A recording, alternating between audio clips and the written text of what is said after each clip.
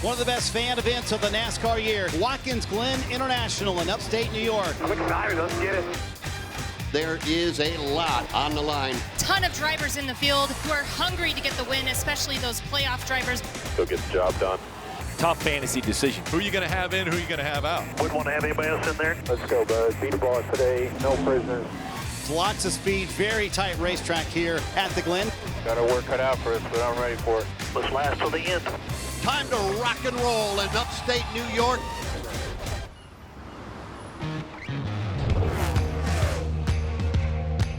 Welcome to Around the Track, presented by Moultrie Mobile. I'm Kim Coon, alongside Ryan Flores. And surprise, we are back in studio, but with a new look, new set, new sign. Feels good to be back. It looks great in here. I'm pumped to be back, and I am pumped after a fun weekend in Atlanta for our Penske group. Yeah, we saw some big surprises also in Atlanta with a chaotic Cup Series race. Absolutely. I think the surprises weren't the winners, right? No. Austin Hill, Joey Logano No. at Super Speedways, but Kyle Larson getting loose there and wrecking a couple of our chase contenders. 13 out of 16 chase contenders having trouble. We had a little trouble ourselves, but Blaney carved back through the field, so it was good to get out of there with a good points lead heading into Watkins Glen. He looked great. You know who else looked great? Daniel Suarez tried to sweep, was so close, ultimately came up runner-up. Had a great day. Also with great days, Austin Cindric and Alex Bowman, I think, shocked a lot of people. Stage points. Stage points are huge, and they were able, I think Alex Bowman scored the second most points on the day. And, you know, even when we got wrecked, we had finished first and second in the stages, so we had a good stage point buffer.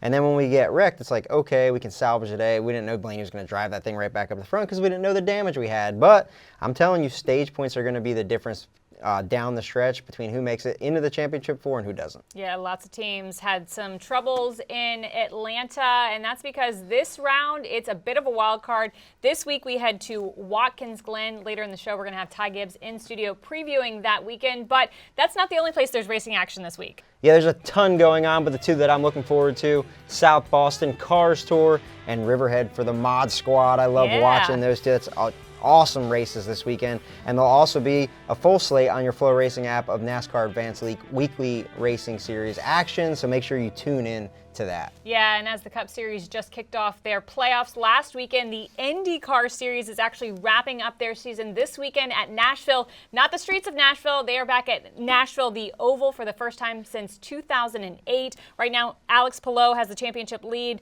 33 points over a Team Penske guy, Will Power. The 12. Yeah. The 12, you know, our counterparts there at Team Penske. I trained with those guys. Trevor, their front tire changer, actually brought me some of their win coins last week, so a little 12-car front changer team bonding. But I'm pulling for those guys. We saw Palou have a big mistake or mechanical failure at their last race, so I'm hoping the 12 boys can get it done. There'll be a ton to look forward to this weekend. Yeah, they're still in it. I mean, Will probably has to podium to end up with the championship as Alex Palou looks to make his second consecutive year as champion, third in the last four. I'm hoping for an upset. Me too. We're going to have to find out. You and me both. Another place that I'm not hoping for an upset, I hope we just go there and dominate, is Watkins Glen. So let's look at the schedule for this weekend. As we look, there'll be ARCA cars, Xfinity, and the Cup cars on tap. I'm excited to get up there. It's one of my favorite stops on the tour. Yeah, and as we look at that Xfinity Series race on Saturday, man, the field is stacked. We're going to see a number of Cup Series drivers in that race on Saturday. Joey Logano, William Byron, Ty Gibbs, Eric Almirola, Ross Chastain, all making what can be their last start in the Xfinity Series, because remember, the regular season wraps up for them next week at Bristol. A guy that I'm keeping my eye on is Connor Zilic. He's been impressive in everything he's run this year. His first truck start, he got a pole at COTA. He learned a lot in that race. We'll see if he can transfer that over to his first NASCAR Xfinity Series start this weekend at Watkins Glen. I'm also curious to see if we're going to have some payback, because remember last year Sam Mayer took the win but pushed Ty Gibbs, the dominant car last year, out of the way in an overtime restart. So it's easy to get payback on a road course. Yeah, and that wasn't the only crazy race there last year. Jesse Love won a crazy ARCA race. He's in the Xfinity field this year. Everybody's going to be watching the Xfinity race to kind of see if anything transfers over to Sunday. When you get down to this time of year, the air starts getting a little cooler. The races start meaning a little bit more, so I'm excited to tune in. Yeah, to your point, what can those Cup Series drivers learn? Because there are some changes to Watkins Glen this year, including the bus stop chicane. We have rumble strips that have been added to turn 1, and then, of course, a new tire. We'll dive into that deeper with Ty Gibbs, but right now let's take a look back at the action from Watkins Glen in 2023. I don't know about you, but I feel good. So great to be back in upstate New York. Let's go road course racing. All we got. Green flag is in the air. And right away, you see everyone jockeying for position as they dive into turn number 1. Just trying to rattle you. Number 1 car out of shape in turn 5. 43, top into the 21. William Byron, comfortable advantage over a very good race. We have 3 laps on the switch. Don't out of gas. Wrong information. It is all William Byron at the Glen. He has been dominant, has led most of the second half of this event. And getting his first road course win, William Byron is going to win at the Glen. Great car, great drive, great spot. Thank you guys. Thank you, thank you, thank you. Woo! As we look at the Cup schedule for this weekend, I can't help but look at practice. Everybody's been talking about these new tires, Kim. Anywhere from 7 to 2 seconds fall off, I've heard, over 20 laps. So we'll see. We're going to learn in practice. Each group, Group A and Group B, are going to get 2 separate 20-minute practices. So a little bit different from what we see usually. Then we'll see qualifying right after that at 1 p.m. It all leads us to the Go Bowling at the Glen Sunday at 3 p.m. Well, you mentioned practice. They're going to want to know how that new tire performs as well as the changes to the racetrack. But as we look at qualifying, it's become so important. We know it's important every weekend, but specifically at the road courses, it's become so hard to pass with the next-gen car. Now, we do hope that the tire is going to change that, but we don't know. Regardless, teams, especially those playoff teams that are trying to bank as many points as possible, are really focusing on that qualifying session. Absolutely. You know, qualifying here, historically, Watkins Glen is one of the hardest places to pass, like you said. This track more so than any other place because it's more like an intermediate type road course. But the exciting things about this weekend, Juan Pablo Montoya, I know, somebody who's going to need some practice. Yes, these guys are going to be in the field, so that's going to make it interesting. I'll take you another layer deeper, too, to my job, pit road. Pit road here at Watkins Glen is super awkward. First off, the pit stops are backwards, and then pit road's on a really steep hill, so you have to control your tires, and it means so much more. If the tires are going to be falling off like they say they're going to, you're going to do more pit stops because this is usually a fuel mileage race. Sure. So you don't really put too much in the backwards pit stops historically because we don't have any in the playoffs. You just kind of try to get through them without falling down. Now they're going to mean something. And if you can't pass and you have to qualify well, if you get a good pit stall, you can do some passing on pit road. So it's going to be interesting to see who performs come Sunday. You mentioned Juan Pablo Montoya making his first Cup Series start since the 2014 Brickyard 400. He's going to be racing for 23XI. You also mentioned SVG in the field. Both of those two drivers could throw you for a loop if you're a bettor. So next up, I'm going to sit down with Erica, and she's going to tell you the best bets for the weekend at Watkins Glen. So who is your best value pick for your fantasy league? I've got my guy. Yeah, we took a gamble this weekend. Luck or the lack thereof. It's a big factor here today. Listen to me out there, gamblers. Intrigue, baby. Each and every week, we like to help you make the best bets for the race, and we do that by welcoming in our resident sports betting analyst, Erica. And Erica, we have got some dollars to play with this week. That's because we cashed in last weekend. Great job with the picks. What did we hit on?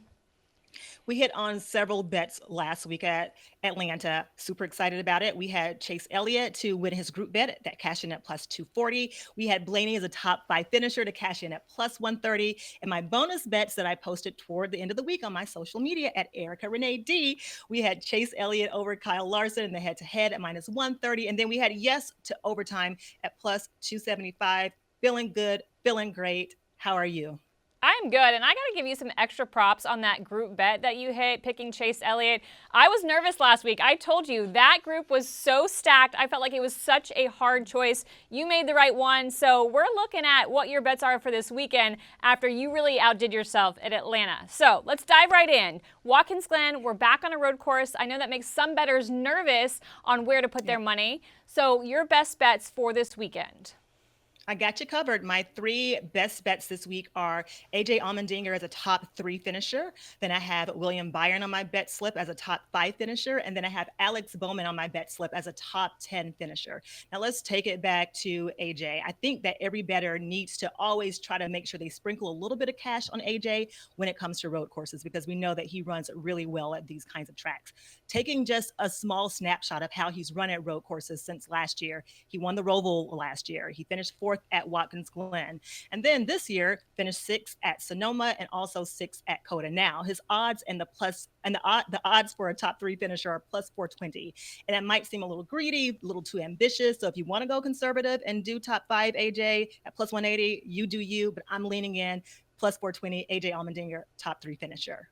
I like that bold bet. All right, you also had William Byron and Alex Bowman in your best bet lineup. And we know Hendrick Motorsports is so good at Watkins Glen. They've won the last 5, but why Byron and Bowman versus maybe Elliott and Larson? So let's start with Byron as a top 5 finisher at plus 105. First, I like those odds. Of course, he won this race last year, but more than winning this race, he finished 2nd in stage 1, and then he won stage 2, and he also led 66 laps. Now, granted, he didn't have the best Sonoma race this year as we're comparing tracks, but he did, find a way to finish 8th at Chicago, and then he also won COTA. So that's why I really like him in this spot as a top 5 finisher at plus 105. And then we have Alex Bowman as a top 10 finisher at plus 145. Now, he might not be as savvy as AJ and as William Byron at road course races, but he holds his own. He snapped that 80 race winless streak by winning Chicago this year, and he did finish 4th at COTA this year. So I like Bowman in this spot as well.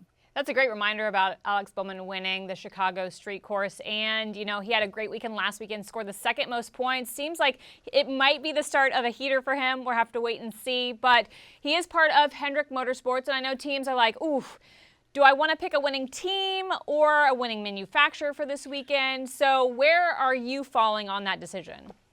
That's a really good point, because if you want to lean into Chevy as a winning manufacturer, you could do that. But I've seen those odds as short as minus 160, some places minus 145. But I think the better value, or I actually know the better value, is to go ahead and throw a little bit of money on Hendrick as the winning team versus going Chevy as a winning manufacturer. Because in that spot, Hendrick is plus 160. You don't have to bet the farm, but just a couple of dollars right there might give you some good return on your investment. And then if we're doing race picks, my race pick this week is going to be Larson. He won in the Cup Series in 2021, and he swept the series between Xfinity and Cup in 2022. And I might be on a different side of the page than you and Skip when it comes to just an outright race pick, but I'm going Larson. He needs to have a good week after ending his Atlanta race early.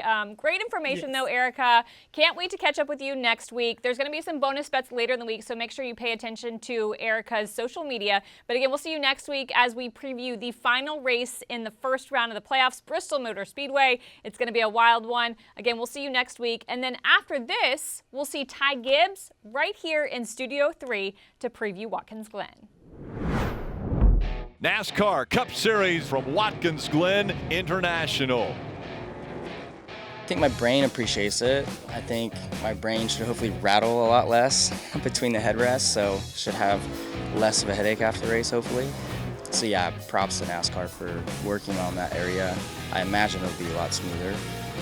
So yeah, we're always really good though at Watkins Glen, so I'm excited with that. Larson trying to make it 3 in a row here at the Glen.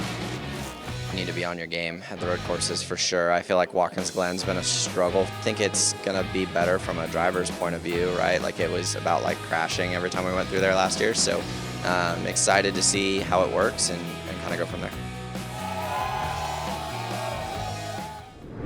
We're now joined in studio by driver of the number 54 Toyota in the NASCAR Cup Series, Ty Gibbs. Welcome to the studio. Thanks for letting me come on. Yeah, happy to have you. You are in the midst of your very first playoff run in the NASCAR Cup Series.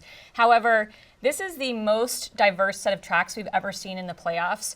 You survived the wild card of Atlanta. Now we head to Watkins Glen. How are you approaching this weekend? Yeah, I mean, it's definitely been cool to be in the playoffs and to get through Atlanta with a all right finish. We were running really strong and had a good points day is really cool. So Watkins Glen and Bristol, I really enjoy those tracks and they're really fun. And we've always, I feel like, ran pretty solid at them. So I'm excited to go run at them this weekend and next weekend. Yeah, you have run solid. You had a top 5 finish last year in the Cup Series there. You're also a former winner in the NASCAR Xfinity Series at Watkins Glen. But we're going to see some changes this year. Let's start with the bus stop chicane changes there. How do you think that's going to affect the racing we see this weekend? Yeah, I think it's going to be a little bit different. I wish the curb was still there, but I think it's going to be good for the health of the drivers as well. The landing was really hard off of the first curb, and so So I think it's going to be a little bit different for sure. The approach of the bus stop is going to be different with the speed you're coming in with, and now you can drive in a lot deeper and brake a lot deeper. Another change we'll see this weekend, the tire, new ones being introduced to hopefully offer more fall off,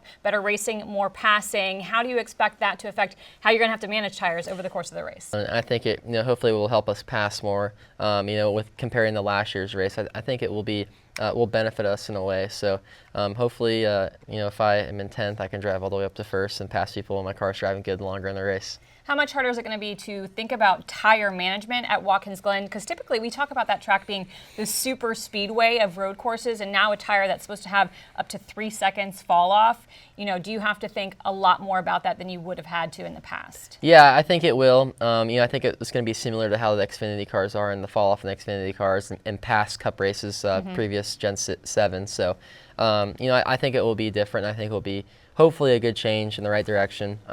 Of course, we would love to have more horsepower and all that, sure.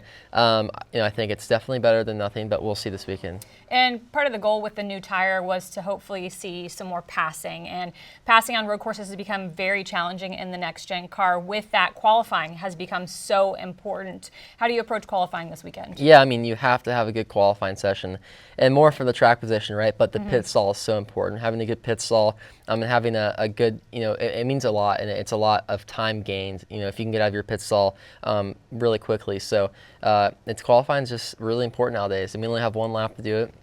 Now, at road course, we have a little bit of a session, but sure. For ovals, it's only one lap, and for somebody like me that doesn't have that much experience, it's definitely challenging, but it's really fun, and it's fun to be rewarded on running good.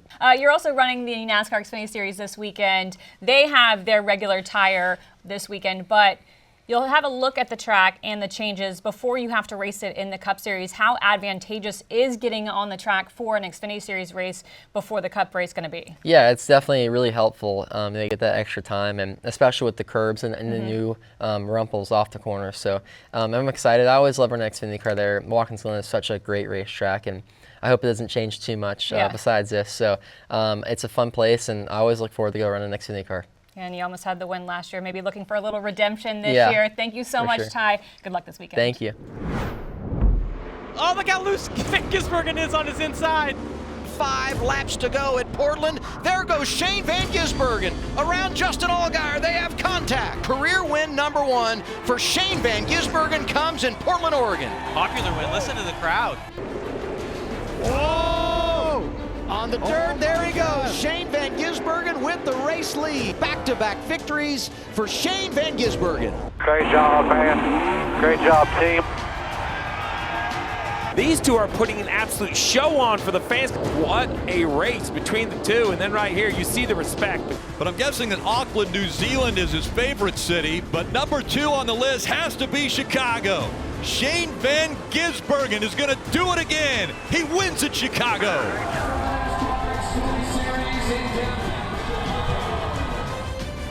As we look at SVG's 2024 road course racing stats, man, 3 thrilling wins like we just saw out of 4 races. And he finished second at COTA, but not really because he got penalized at the end for shortcutting the course. So he's really crossed the line, no worse than second this year on road courses in the Xfinity car. Yeah, we definitely look at him as somebody who should be dominant this weekend. And as I look at the Xfinity Series regular season coming to a close next week at Bristol, yes, he has upped his game when it comes to ovals, but I look at this weekend as his last opportunity to grab some more bonus playoff points. So winning stages, we've seen him win 2 stages at road courses this season, and then possibly winning the race and getting an extra 5 bonus points to take into the playoffs. Absolutely, and I've been around SVG a little bit. He's been coming to Stack and Pennies more and more. I've gotten to know him, and this is a high-level guy. And, when we look back at COTA, he was kind of like his introduction to, this is how we race over here in the States. This is what NASCAR is all about. And he's adapted, and you've seen him change and get better in the Cup car, too. One stat that I saw this week that doesn't pertain to him, but he may be able to change come Sunday. Yeah.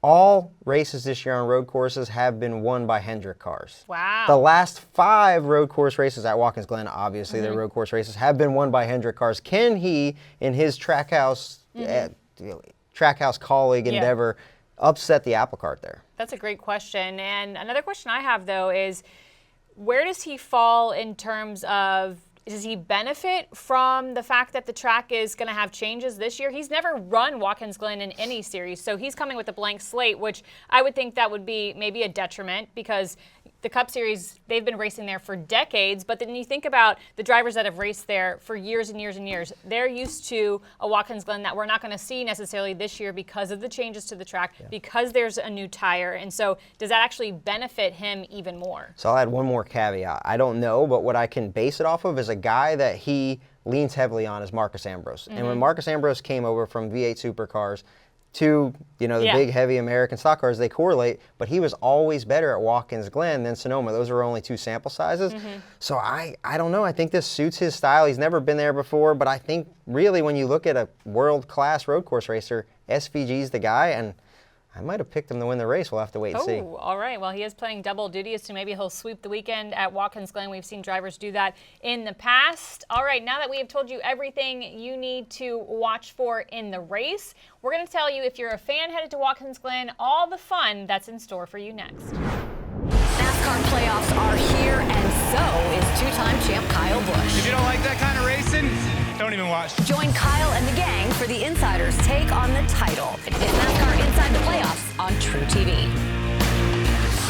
Like I mentioned before the break, there is so much in store if you're a race fan headed to Watkins Glen this weekend. One of my favorite races of the year. This part of the country is so beautiful. The weather's going to be absolutely perfect. And you know what I'm most excited about? On Thursday, they have a glow party track walk that happens from 8 to 9 p.m. And you'll get to actually walk the track, all those twists and turns. That's a long maybe walk. With some glow sticks. That is a long walk. I've never actually been around the whole track at Watkins Glen, but there's so much, it's really cool to watch. There's so many different places around the track where you can enhance your race day experience with their hospitality zones. They got Jack Daniel's Club, it's climate controlled in the S's, and then Shaylin's has a pit in and a tailgate zone. There's like so many cool campers and RVs around the track. It is awesome. And I know that some guys even go and they have their extra spotters stand up on some of those fun little zones to help spot.